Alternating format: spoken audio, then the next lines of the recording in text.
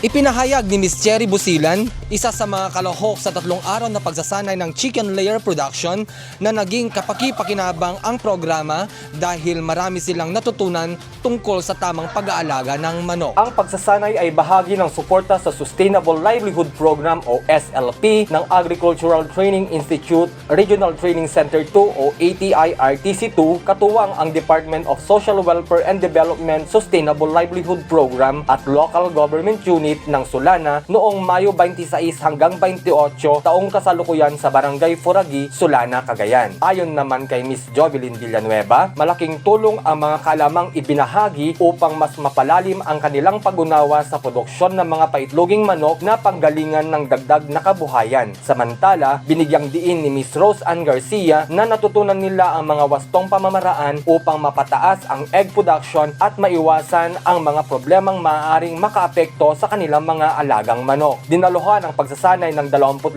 SLP beneficiaries mula sa Barangay Furagi na layuning palawakin ang kanilang kaalaman, kasanayan at wastong saloobin sa produksyon ng mga manok na pangitlog upang higit pang mapabuti ang kanilang mga proyektong pangkabuhayan. Pinangunahan ni Punong Barangay Honorable Narciso B. El Chico ang pagbubukas ng programa sa pamamagitan ng kanyang mensahe ng pagtanggap. Dumalo rin sina Dr. John Ryan M. Perez, DBM, at Miss Geraldine Tomangil Castro, Agricultural Technician mula sa Municipal Agriculture Office ng LGU Sulana, gayon din si Miss Divina Sibayan mula sa Municipal Social Welfare and Development Office. Tinalakay ni Mr. Christian Mark B. Andres, Technical Support Staff, ang pangkalahatang konsepto ng chicken layer production, kabilang ang kahalagan nito sa industriya ng manukan, mga oportunidad sa merkado at pagkakaiba ng layer at broiler production. Ipinaliwanag din niya ang mga wastong pamamaraan sa housing at environment management gaya ng tamang disenyo ng kulungan, ventilasyon, biosecurity measures at waste management. Samantala, ibinahagi naman ni Ms. Noemi O. Valdez, Training Specialist 2, ang mga mahahalagang kaalaman hinggil sa pagpili ng angkop na lahi ng manok para sa layer production at ang mga pamantayang dapat isaalang-alang tulad ng kakayahang makaangkop sa klima, produksyon ng itlog at feed conversion efficiency. Nagbigay rin ng technical na talakayan si Mr. Einar de Mesa ng Jasla Poultry Farm. Kabilang dito ang nutrition and feeding management, health and disease management, general management practices, egg handling and grading,